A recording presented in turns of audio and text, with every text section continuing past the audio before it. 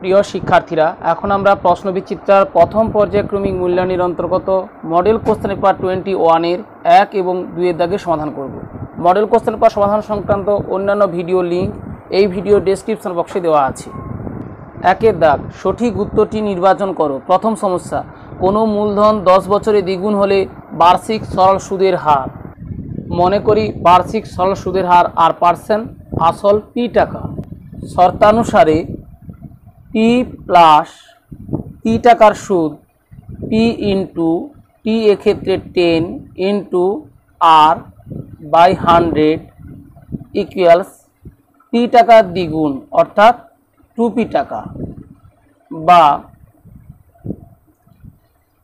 PR/10 equals 2P minus P equals P। উভয় পক্ষকে P দিয়ে ভাগ করে পাই R/10 ইকুয়ালস 1, বা R ইকুয়ালস 10। অতএব বার্ষিক সরল সুদের হার 10%। অপশান বি 10% এক্ষেত্রে সঠিক উত্তর। দ্বিতীয় সমস্যাটি লক্ষ্য করো। একটি গ্রামের বর্তমান জনসংখ্যা P এবং প্রতি বছর জনসংখ্যা বৃদ্ধির হার 2% হলে n বছর পর জনসংখ্যা হবে। একটি গ্রামের বর্তমান জনসংখ্যা P, প্রতি বছর জনসংখ্যা বৃদ্ধির হার 2%, অতএব n বছর পর জনসংখ্যা হবে P into 1 plus R/100। R এর স্থলে আমরা এক্ষেত্রে 2R লিখব, 2R/100 whole to the power n equals P into 1 plus 2R/100কে লঘিষ্ঠ করে পাই R/50 whole to the power n। অর্থাৎ option B P into 1 plus R/50 whole to the power n এক্ষেত্রে সঠিক উত্তর। তৃতীয় সমস্যাটি লক্ষ্য করো। ax² plus bx plus c equal 0 যেখানে a নট ইকুয়াল 0 সমীকরণের বীজদ্বয় সমান হলে। ax² plus bx plus c equal 0 যেখানে a নট ইকুয়াল 0 সমীকরণের বীজদ্বয় সমান হলে নিরূপক ইকুয়ালস 0। অতএব b² মাইনাস 4ac ইকুয়ালস 0।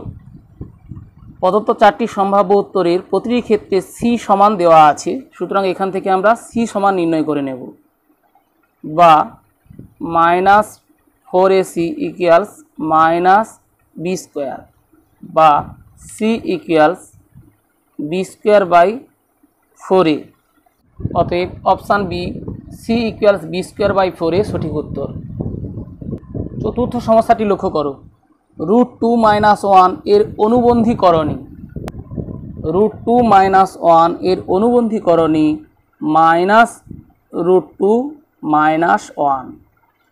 প্রসঙ্গত বলি, √2+1 অনুবন্ধীকরণী হবে না, করণী নিরসক হবে, কিন্তু অনুবন্ধীকরণী হবে না। অর্থাৎ √2-1 এর করণী নিরসক দুটি, মাইনাস √2-1 এবং √2+1, কিন্তু অনুবন্ধীকরণটি মাইনাস √2-1। অতএব অপশান বি মাইনাস √2-1 সঠিক উত্তর। পঞ্চম সমস্যাটি লক্ষ্য করো।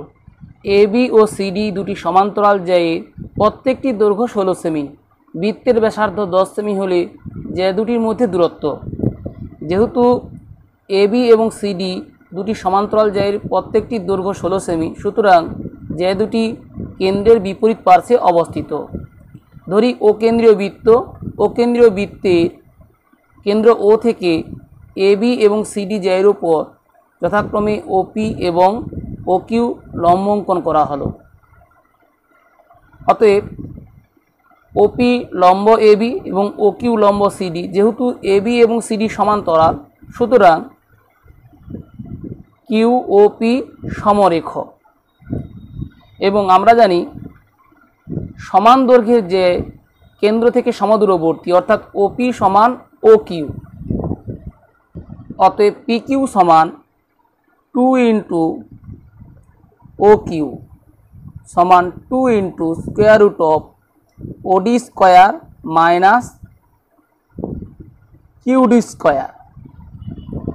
যেহেতু ও বিন্দু থেকে সিডির ওপর ও কিউ লম্ব, অতএব কিউডি সিডি এর অর্ধেক সমান 2 ইন্টু স্কোয়ার রুট অফ ওডি বৃত্তের ব্যাসার্ধ 10 সেমি প্রদত্ত 10 স্কোয়ার মাইনাস কিউডি সিডি এর অর্ধেক, অর্থাৎ সিডি যেহেতু 16 সেমি প্রদত্ত তাহলে হাফ ইন্টু 16 স্কোয়ার একক সেমি সমান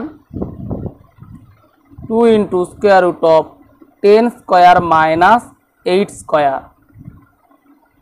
সেমি সমান 2 into square root of 36 equal 6 সেমি ইকুয়ালস 12 সেমি। অর্থাৎ এক্ষেত্রে অপশান বি 12 সেমি সঠিক উত্তর। একের দাগের শেষের সমস্যাটি লক্ষ্য করো। এবিসিডি বৃত্তস্থ চতুর্ভুজ এবং ও ওই বৃত্তের কেন্দ্র।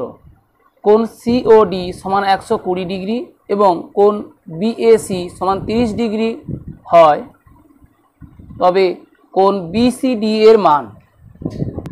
সিডি বৃত্তচাপের উপর অবস্থিত, কেন্দ্রস্থ কোণ সিওডি সমান 120 ডিগ্রি, অতএব বৃত্তস্থ কোণ সিএডি সমান হাফ ইন্টু 120 ডিগ্রি। কারণ আমরা জানি একই বৃত্তচাপের উপর অবস্থিত কেন্দ্রস্থ কোণ বৃত্তস্থ কোণের দ্বিগুণ, অর্থাৎ বৃত্তস্থ কোণ কেন্দ্রস্থ কোণের অর্ধেক সমান 60 ডিগ্রি।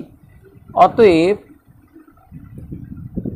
কোণ ডিএবি অর্থাৎ এবিসিডি বৃত্তস্থ চতুর্ভুজের এ কোণের মান 60 ডিগ্রি যোগ 30 ডিগ্রি সমান 90 ডিগ্রি।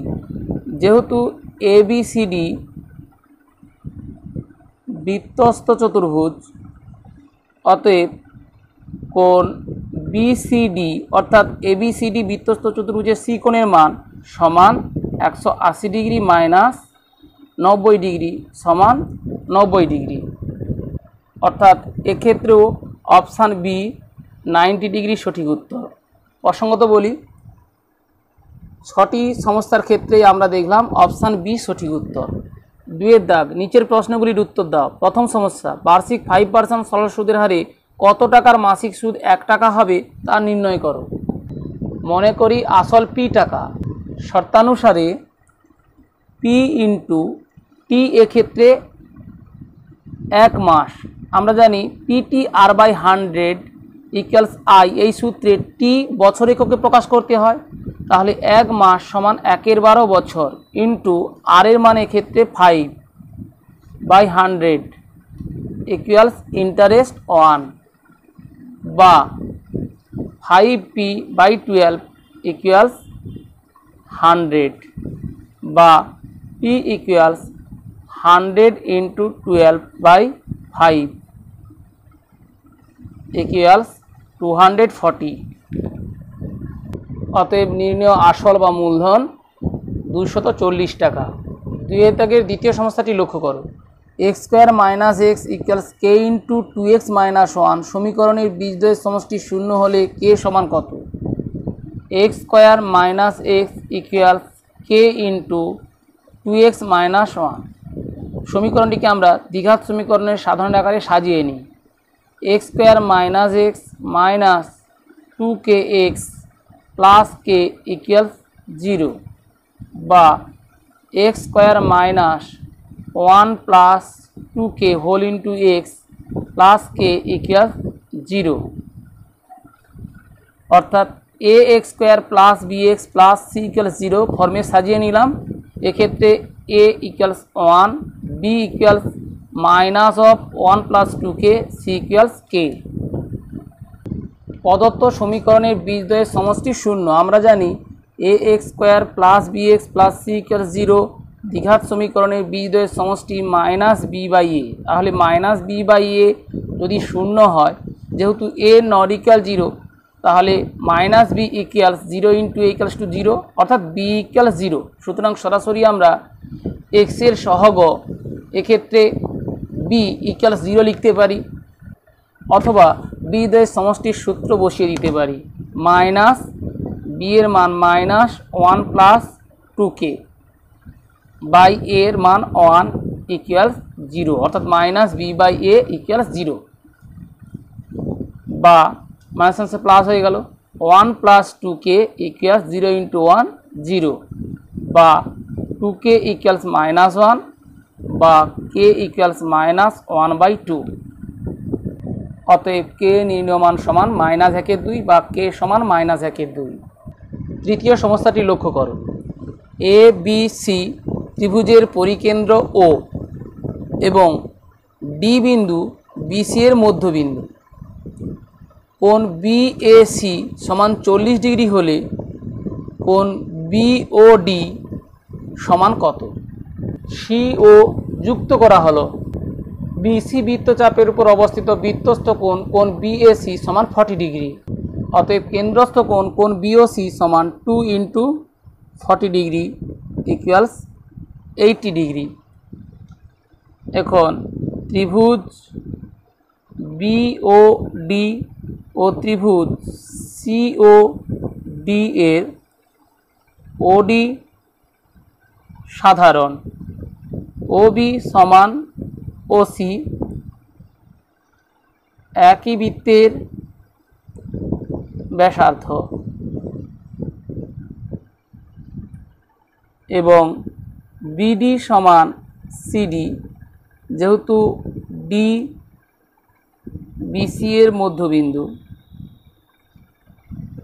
অতএব ত্রিভুজ বিওডি সর্বসম ত্রিভুজ সিওডি।